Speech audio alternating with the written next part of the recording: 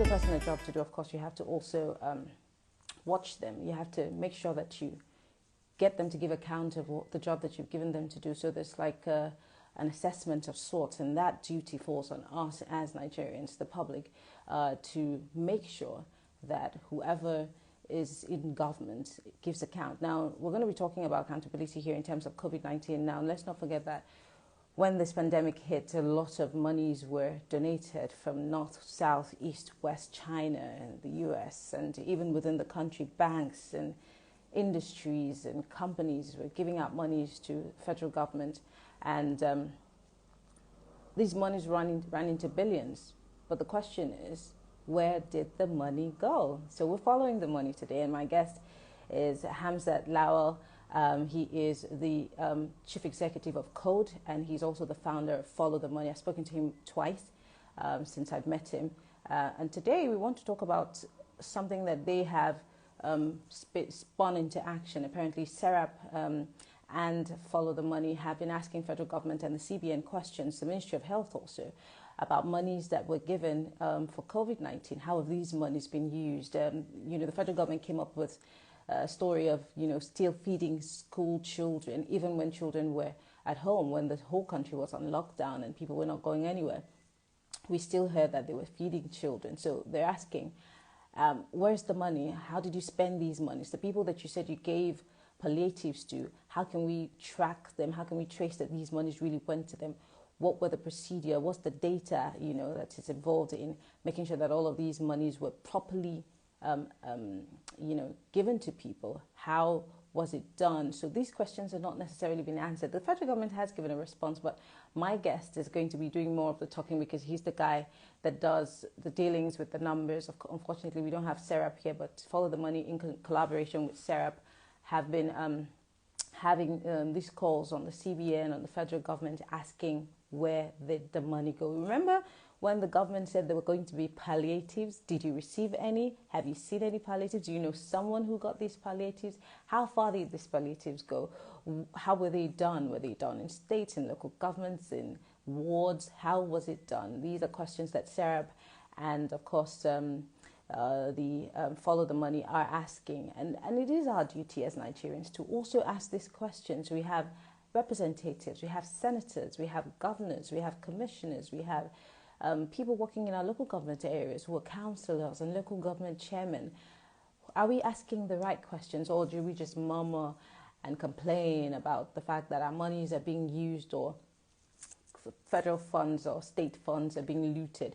Do we ask the right questions? Are we really following the money? Or do we just pay lip service to it and then, after a while, we just go back to our tent and, do business as usual? How can we get our leaders to be accountable to us if we do not follow through and ask these questions? Well, Hamzat just sent me a message that he's going to be joining us in a bit. It's 12:04. Thank you all for joining us. We're going to keep having more people join us. Hamzat is going to join us in a bit so we can have this conversation. How interested are you as a human being? Let me just ask this question before my guest comes on so we can have the main conversation. How interested are you in following up on what the government or your government, whether it's your local government, what they're doing in your area, what they're doing with your monies? Because, every single month allocations are made, and don't forget, budgets are drawn, monies are disbursed. How are these monies used? These are questions that we all need to ask. How interested are you in these things? Are you one of those people that say, I beg, they'll charge it's the money, it's not our business? Or are you one of those people that are interested in making sure that you follow the money, that you ask the necessary questions, one way or the other, whether you're able to ask those questions directly or whether you're able to call into a show where your local government representative or your state representative or your national representative is there? Are you interested in asking those questions by supporting maybe SERAP or Follow the Money? Are we really interested in governance and how our monies are being spent? Because, we're complaining every day that we don't have power. We just heard recently that the Kanji Dam just, the banks just, overflowed. So do we have light? Again, the rains are here, so we're going to have a lot of flooding. Our roads, are they good enough? Do we have our drainages, are they clean?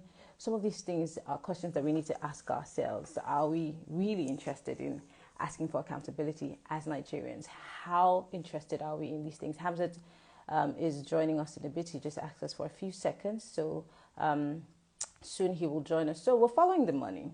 And this time around, we're not just generally following the money, we're following the COVID-19 relief fund money, which runs into billions. It's about 30.5 billion naira.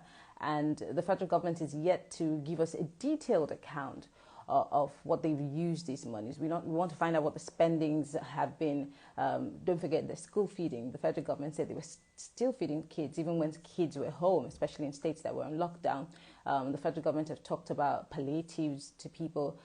States have also received monies. How have these monies been used? How are they disbursed? What is the data? Can we have the information? SERAP has written to the central bank, SERAP has written to the Ministry of Health, SERAP has written to the federal government asking the same questions that I'm asking. And I'm asking, how interested are we in these conversations? So I think we have Hamzat joining us now. So let's go straight into that conversation. And rolling. Okay, I think Hamzat is here with us right now. He's going to join us. Okay.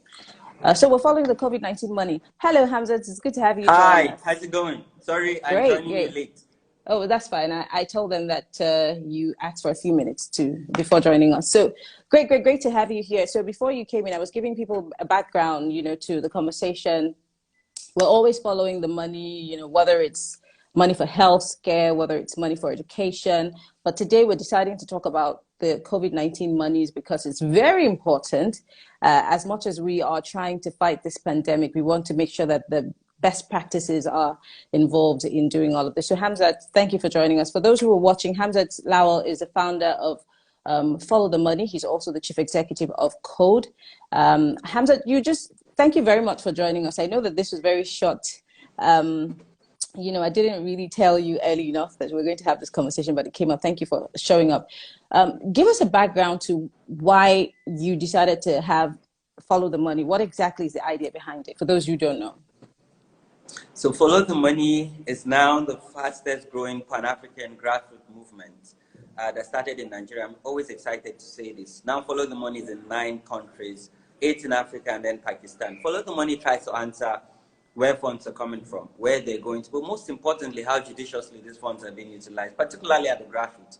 For me, when I started 8 years ago, I was trying to answer why have 700 children died in Zamfara State, and what would be the fate of 1,500 children, where $5.3 million was actually needed for environmental remediation, healthcare delivery, and safer mining practice. So for me, using social media tools and mobilizing more young people to run campaigns and advocacy, we got not only this community got remediated, but they now have access to, they have carbon drinking water, they have state-of-the-art primary school. So for me, scaling Follow the Money, and today we have over 8,000 members on ifollowthemoney.org, holding government to account. And we know that for us to enjoy dividends of democracy, as taxpayers, we must ensure that our monies are put to good use. So Follow the Money tries to answer pertinent questions using data and storytelling techniques on technologies. Yeah.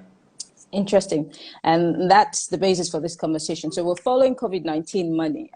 It's the relief fund, it's the COVID-19 relief fund, which runs into billions. And you, in collaboration with SERAP, have been asking, I presume, the right questions, asking government to give account of these 30-point-something billion naira so far that has been, used by federal government to fight the pandemic.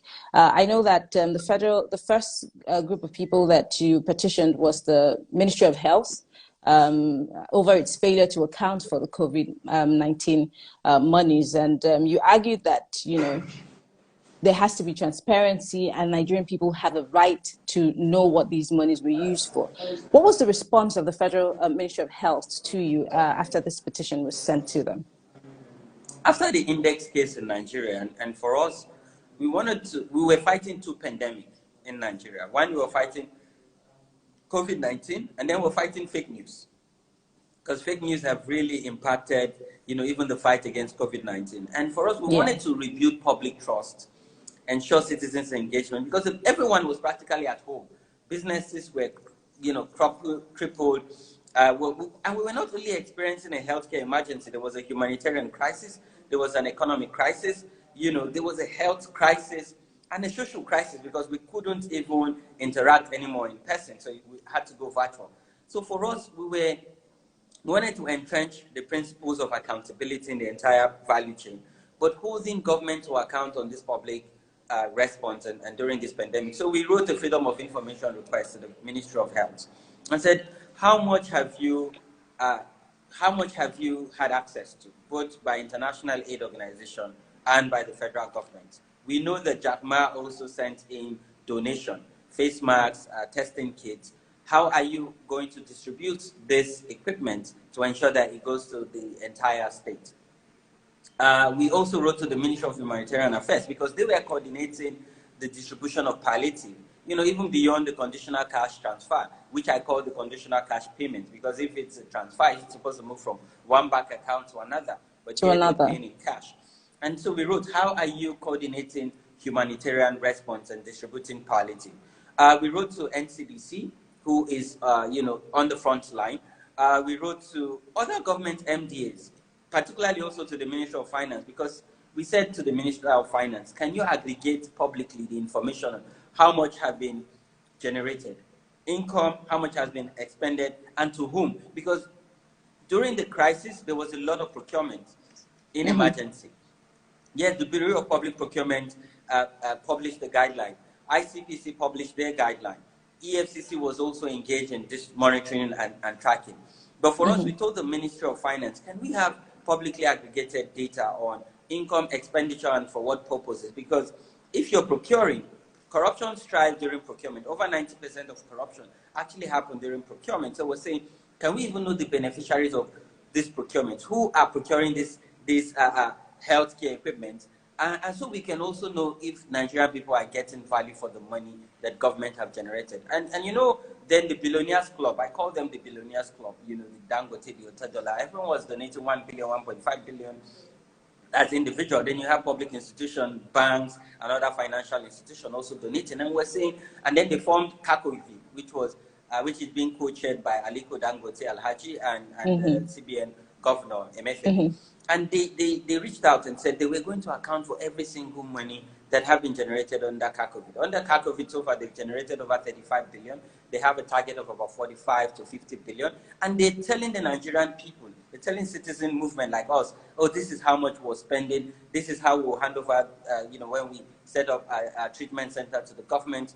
And our government is not even taking the leadership or taking that responsibility to give us information, what they're doing with this money. Not until our freedom of information request, our joint letter between Serap and Connected Development. And then we got a response saying they've generated over 35 billion, they've spent over 30 billion, but they've not even given us a breakdown. So the government, through the Office of the Accountant General, responded to our freedom of information request, but they did not give us breakdown on how this money were utilized. And for me, what made me really emotional about the response was Nigerians contributed, because when I looked at the tabulation, some people contribute as low as 100 naira. You would tell, and you can tell that this person is a poor person, but this person wants to support government to fight COVID-19. This person have taken a sense of responsibility to say that if government lacks resources, I want to contribute my 1,000, my 100 naira. Yeah, so some people contributed as low as or as high as 1,000. And these are individuals that are struggling. Nigeria is an informal economy because during the lockdown, what this means is you could not provide goods and services. You cannot make daily income or get daily wage, but they use their savings, money they don't have. People that didn't even get palliative were contributing. And for us, it's about ensuring that that person who contributed 1,000 or 100 naira or 200 were able to provide accountability to that person. So in responding to our FY, that is transparency. But giving us detail on the spending is accountability, and that's what's missing. So I'm going to ask a question that might not sound very nice, but in previous situations where previous to COVID, where you've asked the federal government for accountability and transparency, and I mean for Serap, I know that there have been so many times that Serap has used the FOI to ask for this and that, and charged the federal government to court or something. But what kind of responses have you gotten that made you feel that you would get a good response? in regards to COVID-19? Our laws allows activists like myself and organizations like Connected Development and SERAP to leverage on the Freedom of Information law to ask for this kind of question. Previously, in some cases, government have actually responded to our Freedom of Information request. In other cases, you have government officials, some state or even federal, and say, we would not give you this information. Take us to court or do your worst. And I'm excited about our collaboration with SERAP because, as you know, SERAP is a litigation advocacy organization, and they would not hesitate to join forces with us to take the federal government, even as high as the Supreme Court, to get an injunction or a ruling to compel the government to give us this information. Again, the laws are meant to be tested, and we're ready to test the law and leverage on COVID-19 to get salient answers on our questions on the lips of every Nigerian, not only. I'm going to ask that question again. I'm going to ask it again. There have been, I've interviewed so many people from SERAP. I've interviewed their director, and I always ask this question. There's so many cases in court against the federal government versus SERAP, and they just keep piling up. Could it be that they are, not necessarily perturbed and in a wise taking us for granted because they know that that's the most you can do? Well, the judiciary is the hope of the last man. See, is it? It is, democratically speaking, the judiciary is meant to be the hope for the last man. And I will still have confidence in the judiciary, until proven otherwise. But our laws, and again, this goes back to citizen, because democracy itself it's about economic equilibrium. The more you demand, the more response you get. Yes, today the cases are piling up, but there will come a time in Nigeria's history where all these cases will be addressed and we will get results and feedback. But then again, as citizens, we must collectively add our voice. Because if we say cases are piling up and we want to fold our arms and allow Nigeria to just become an autopilot country, then we'll continue to go backwards. We must continue to keep faith and keep hope and keep pushing. Because again, for us to enjoy dividends of democracy, you and I must play a critical role. And that is why we would continue to mobilize young people, leverage on technology tools, and keep holding government to account. And one day, maybe one day, with the... Oh, I think we lost you there for a second. I'm thinking it's the internet on your end. Well, for those who are watching, if you have questions, if you have comments, we have a question mark at the bottom of the screen. Just click on it, post your question or your comments if you have questions for Hamzat. I'm sure that he will be able to answer all those questions. I think he's having a little internet issue. But just click on the question mark at the bottom of your screen and, he will answer all your questions. I think we lost Hamzat. He's going to come back with more on Follow the Money. So for those who are just joining us, we're talking about the COVID funds and how it's being put to use. Well, my guest is the CEO of Code, and he is the founder of Follow the Money. Hamzat Lawal has been speaking to us about how they're pushing the federal government and all the agencies to answer questions as to how these monies are being spent. Okay, thank you. We know that it was internet on your end. Welcome back. Yeah. So thank you. In talking about supporting the push for accountability in Nigeria, let's move away a bit from finances and talk about the people, we the people. I can see a lot of comments on our timeline, and they're very negative as to, and this is also showing the attitude that we have towards government and governance and pushing for anything. We're very good at crying, and complaining, but when it comes to joining hands with the people who have the face, like you and Sarah, to push for these things to happen, how often do you see people put hands on deck to support you and your cause in this regard?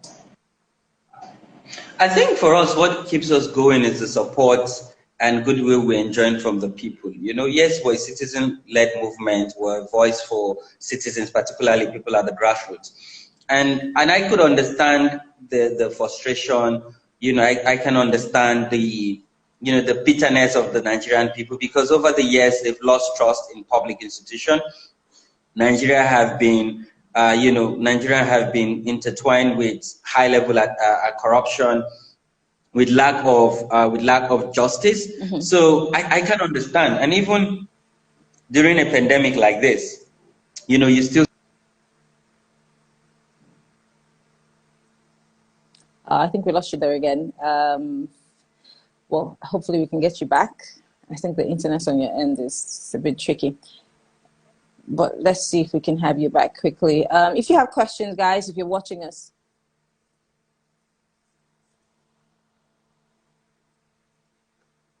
that we still need to build mass support and a mass movement that would, for one, shut out corruption and ensure Nigerians enjoy the dividends of the how do we build but it will that? take time. How do we build? Yeah, it will take time, but how do we build that mass movement with the kind of mindset that we already have? Because it seems every time I'm in a room, and because of what I do, the normal conversation that will come up will be politics, because it's my forte. So people start saying, oh, why do you waste your time having these conversations? They're not listening. They're not interested.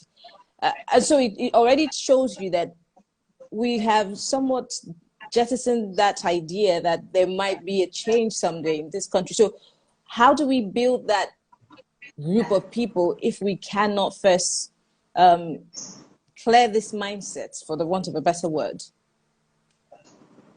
So for me, we need to get our hands dirty. And when I say we need to get our hands dirty, we need to fold our sleeves, fold our shokoto, like I call it, and go to the trenches and go to the grassroots, go to the hinterland.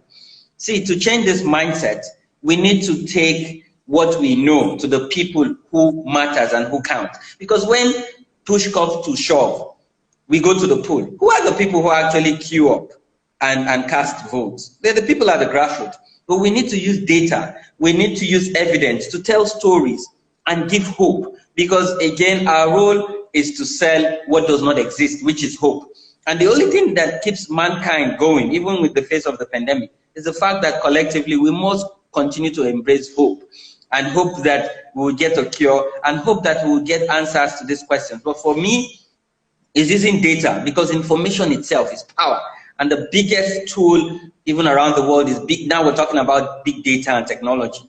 We're using data, simplifying it in simple language. Not speaking fancy English like how you and I are speaking, but translating it into local Hausa, Igbo, Yoruba, Shekiri, TV, and empower people with this information, so that when politicians come for town hall meeting and bring wrapper, bring oil, bring Maggi, bring salt, people will say, no, hold your rice, hold your beans, hold your Maggi and salt.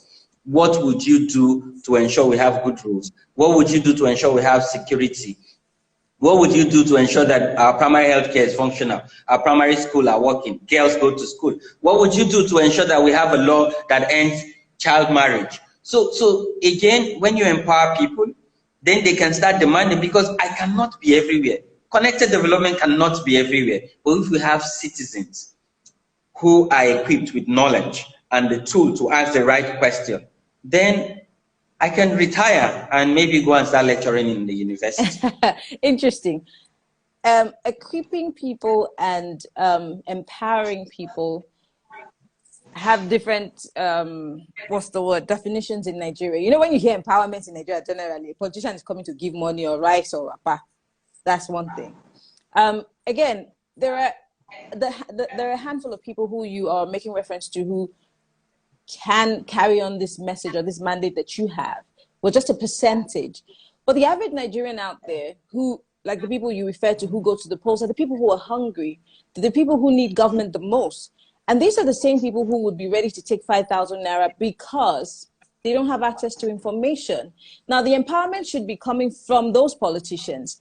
And then we have that saying in Nigeria, which I'm not necessarily going by, but there is a saying that, the reason why we're so bereft of ideas is because the government has held on to the things that would give us information and education, and that's why they will continue to keep us in the dark. So the government has the power, and they have the monies, they have everything to give us that empowerment, to bring us out of the dark. If they're not doing it, how does the average you and me, or Dangote has this much money, he cannot. So how do we, in our little ways, in the hinterlands, in the communities, how do we, not just with you, connected development, but us, the tiny percentage you're referring to, spread that message and open the eyes of Nigerians? Because I'm thinking that might be the way forward. Correct me if I'm wrong. No, you're totally right. See, for me, two ways. How are we also able to leverage on religious institution and traditional institution? Because if you take a survey today, most people would rather go to their religious leader or traditional leader for solution than go to government.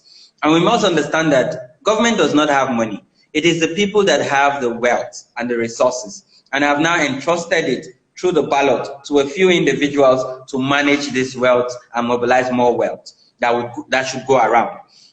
So for me, and this is what has also informed our community engagement strategy, we're now reaching out to religious institutions, traditional leaders, to use their platform and reach out to mass number of people. Imagine if on the pulpit, or if, you know, the imam would talk about corruption, accountability, and transparency to millions of audience at the same time. Or imagine if an emir, or if the Oba of Benin, for instance, or even the Oba of Lagos talks about, you know, enough is enough and let's all be transparent and accountable. And mind you, this change we're yearning for, first we must be ready to change and accept this change and change our mindset before we can also mobilize. You took the words right out of my mouth, because I was going to say that if the Oba is asking for accountability, people are going to say, how accountable are you, Oba, to us, the people? How accountable is Hamzat to us? With follow the money and the people that work with him. So yes, you took the words right out of my mouth. Yes, accountability must start from each and every one of us, and collectively, you know, we'll take Nigeria to the promised land. All right, we have a couple of questions here before I ask you my last question. Henry here says, Nigeria is still run by dictators. Well, Henry, that's not a question, but let's see if you really have a question for us. I don't think Henry has a question. I think he sent us all of his thoughts, but thank you very much, Henry. So if you have questions, there's a question button at the bottom of the screen. Just click on it, post your question. We would like to read from you. But if you're putting it on your timeline, it's going to be really difficult for us to read. Farouk here says, what if they don't have a platform? They're just doing anyhow. I'm sorry to say. I'm sure he's talking about, you know, people who really yearn for this change. What if they don't have a platform? Who's going to hear them? Because again, Hamzat, you have a platform. I mean, anybody who says follow the money in Nigeria, the first thing that comes to their mind is Hamzat, and that's because you've been able to build a platform and a brand that people understand. Same for Serap and the likes of them. But the people who are really desperate for change and don't have a platform, how are their voices heard? Because they might be muffled.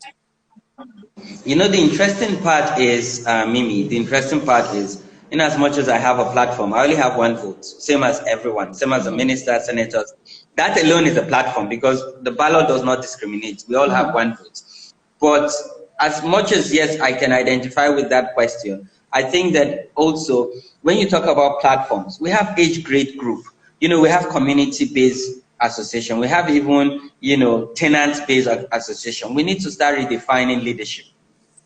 What do we want from our leaders? And I think, you know, let me say this, even if some people will not accept it. It is sad and unfortunate that the face of leadership over the century or decades have remained men. We've not seen ads and we've not seen the media portray You're about to leadership ruffle feathers. by You're women. about to ruffle feathers. So I would say that we should give Nigeria back to women. And really, there's a comment by someone who said, we've been led by dictators. Really, yes.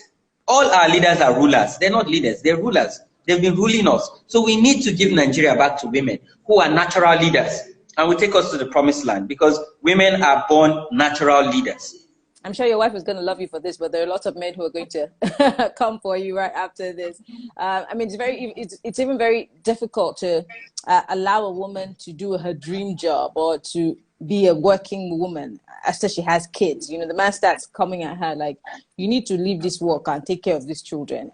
You know, so how much more allowing the woman to run for office? Going to political meetings alone is, you know, there's a thing that you carry at the back of your head that you're a loose woman. Whose husband would let her out at this time of the night? So these are questions that we may never be able to answer anytime soon. Yes, it's okay. The future is female. We're all, you know, pandering to it. But in reality, can the average Nigerian mind fathom the fact that a woman would sit in Aso Rock? The change would not look at the average Nigerian mind. The change is already here. The change has come. The future is now, and it would happen. And it is happening. Look at Amina Mohammed. Look at Madam Ngozi Okonjo-Iweala.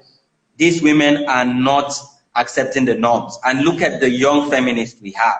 Their voices are being heard but very their loud. voices are heard louder outside of this country. Look at how Okonjo-Iweala was treated while she was in Nigeria. Same thing for the Amina you're talking about. So yes, the rest of the world might have open arms towards them, but charity, they say, begins at home. I mean, and if home is not accepting these women, what's to say that the future will? My generation would do better and do differently. For that, I'm very sure, because we're not a silent generation. But accountability must always come first. Interesting. One last question. Henry here says, why is it that our refineries are not working based on the trillions of dollars made from crude oil? I don't know if Hamzat is the right person to answer that question, but you could attempt it. Well, I think we need to keep pushing for the passage of the PIG bill, that's the Petroleum Industry Bill. That would help us deregulate the sector and ensure that we have a governance architecture and have more accountability. Because if you look at the figures that have been spent in our refinery, up to now, we're not even processing any crude. So yes, let's deregulate the sector, but most importantly, have the right instrument, particularly the policy and regulatory instruments. So the PIG is instrumental, and let's get the National Assembly to pass and the President to sign. For those who are interested to add their voices to what you're doing with Follow the Money and Code, how do they join? Because you say you have so many people online who are supporting, your cause. How can other people be a part of this? Because there are people who are so aggrieved, and the people who have great ideas on how to go about this. How do they join or participate? So you can join us on our platform, ifollowthemoney.org. And for those who don't have data, they're not technology savvy, we have chapters across Nigeria. So we have broken down our work process, and we have chapter leaders, and we also have state leads. Now we're working to get Follow the Money in all the 704 local government, and then move to all the over 100,000 words. So we're coming to you, but don't wait, come to us, because we did what we call the campus tour, where we did a campus drive to mobilize more young people. But as we're mobilizing, we would keep disseminating and going to all the grassroots communities in Nigeria, because my vision is to ensure that Follow the Money is not only in Nigeria, but all the over 50 African countries, but conquer the world, because Nigeria, good things can actually come from this country, and we as young people are showing the way. Thank you very much. Hamzat Lawal is the founder of Follow the Money, and he is the chief executive of Code. Thank you so much for speaking with us. This was a very great interview, very informative, and of course we will keep having these conversations, whether they like it or not, whether we like it or not, because our money is very important, and the development of this country is of utmost importance to us. Thank you so much, Hamzat, for speaking with us. We have to let you go now. Have a great day. Thank you everyone who watched the show. It's been an interesting 30+ minutes on this segment of the show. So we will be back next week to have more conversations such as this. Watch this space. Thank you very much. I'm Mariana Cohn.